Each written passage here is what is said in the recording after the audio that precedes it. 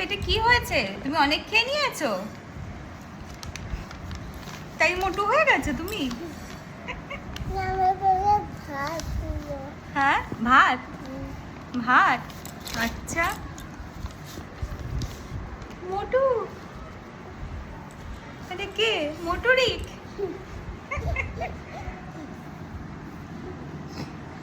কি দেখি তো এটা কি?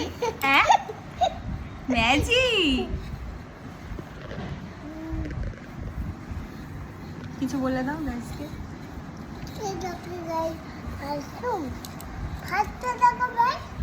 এই যে ফ্রাইড রাইস কেমন হয়েছে খেতে বলো? গাছ তুমি পোষা তারপরে না গাছ না না না, মুখে নাও একটু গাইসকে দেখিয়ে দাও।